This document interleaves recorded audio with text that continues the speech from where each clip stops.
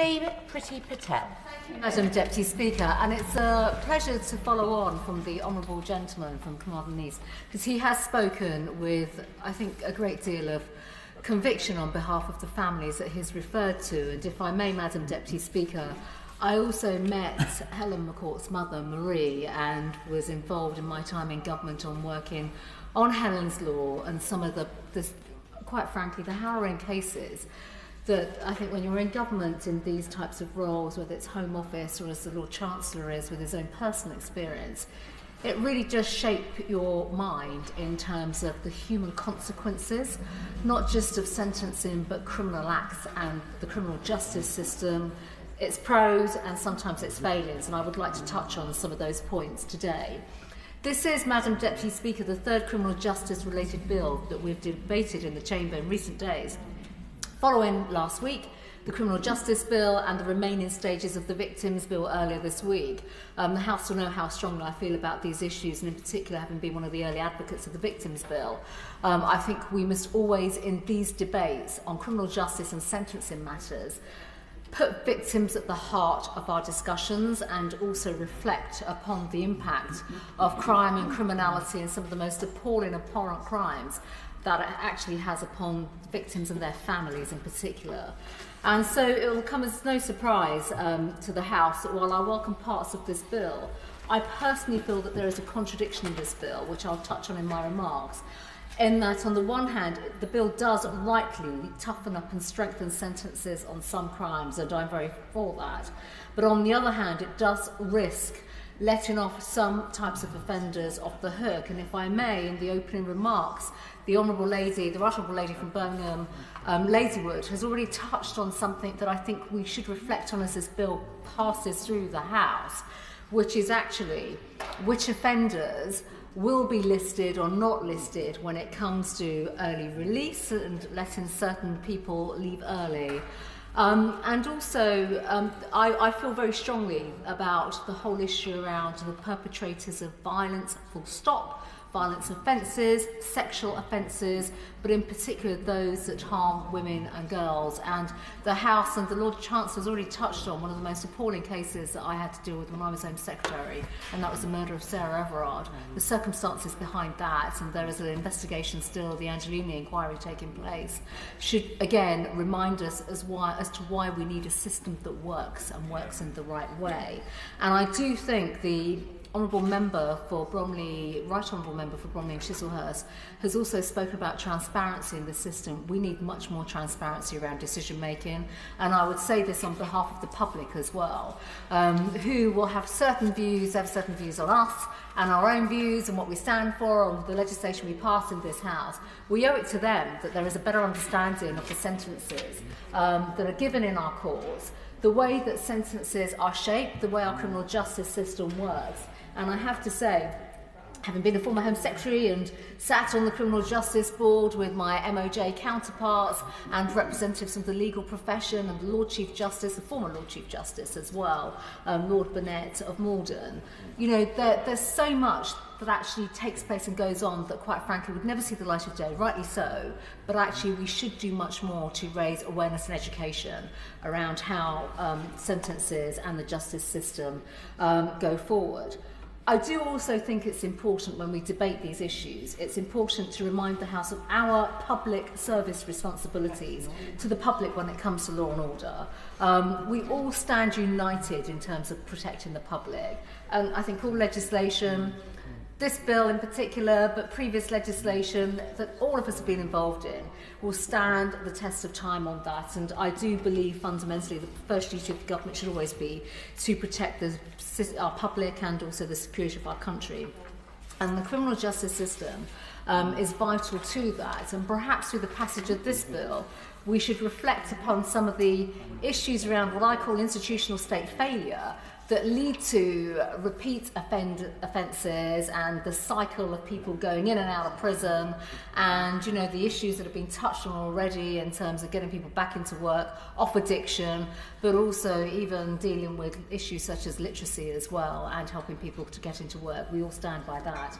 But I do think that when it comes to sex offender sentencing, We must do everything we can that's possible to literally make sure that we keep the public away from violent criminals, dangerous sex offenders, and that must always be a priority. And I do think in recent years we've made significant changes and investment and support in this work. And of course the investment of 20,000 more police officers is absolutely vital to that, and we now need to make sure that dovetails into a criminal justice system that actually makes sure that police forces who have those resources and are supporting specialist work to tackle dangerous criminals and sex offences is put in place, and that does actually mean more prison places as well, and a CPS that can support more investigations and through the line investigations.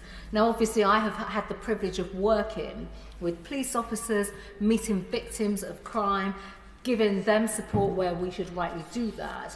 But we do want to ensure that those that work in the criminal justice system and on the front line have the resources to make sure that we can support their extraordinary work and that they can go out and ensure that those who commit crimes are punished for their crimes and that crimes are fully investigated.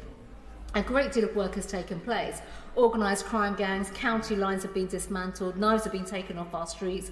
We've brought in violence reduction units which take targeted action in towns across the country to deal with crime and antisocial behaviour. And there are a range of interventions that are already making a difference, and I believe we must build upon those.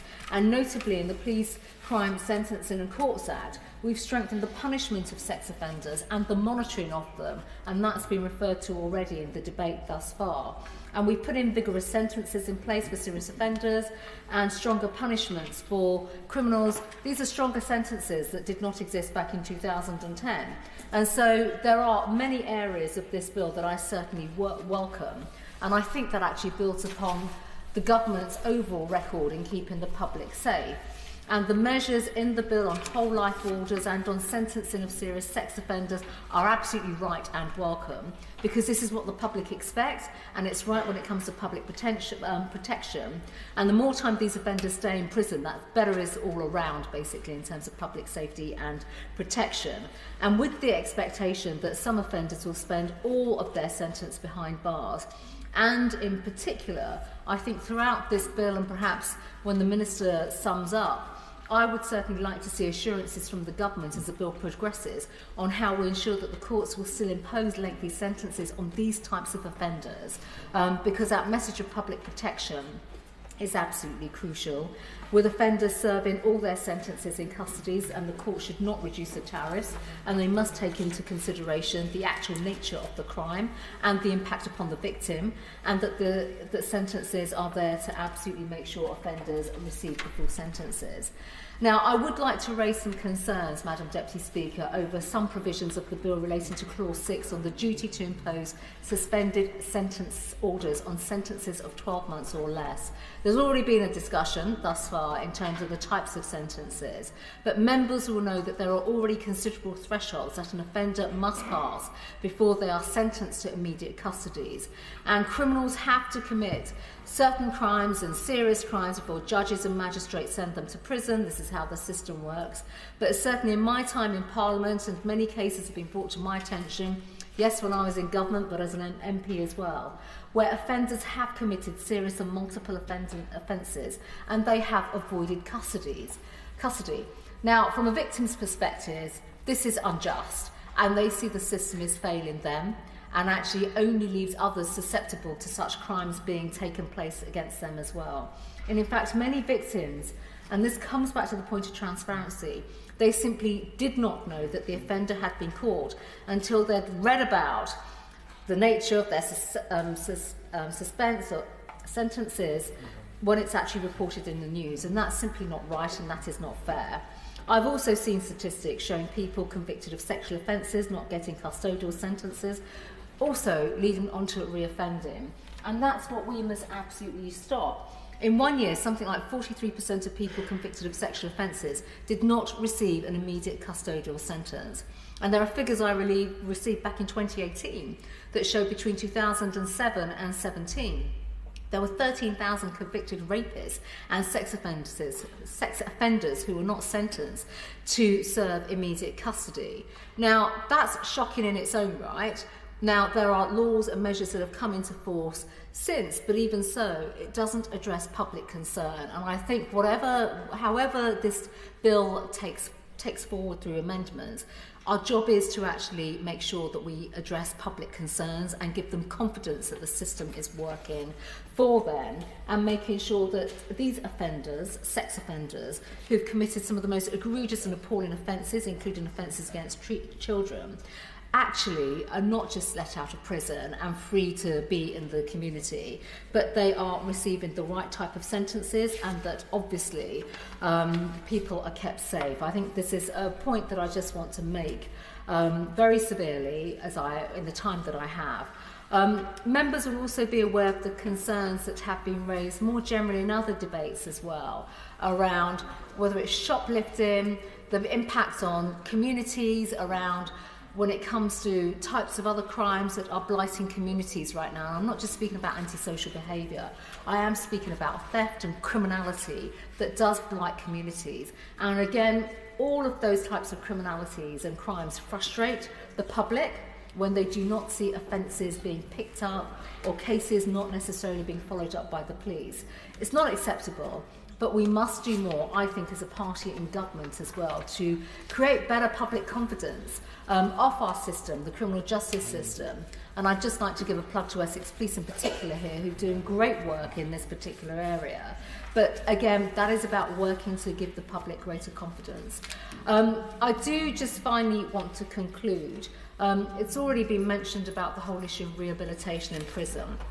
I personally feel that this is one area where government can work across government in a better way, whether it's with work and pensions, with education, and I've sat on various task forces in government as well, where all of these issues have been brought together to effectively have an integrated approach across government. We must do more. We must do more for those individuals as well. It's simply not good enough that prisoners leave prison on a Friday afternoon. They then go on to sofa surf. They don't have accommodation. We have to have the right approaches in place, basically, to make sure that they can rebuild their lives. And I think, if I may, just to conclude, as this bill passes through Parliament, we must do better in terms of sentencing outcomes for victims, but also making sure that people do not go on to reoffend, and that we as a state deal with the institutional failure that has existed for too long to make sure that we can actually build better pathways for those individuals, while making sure that dangerous and persistent offenders are sent to prison and punished for the crimes that they commit.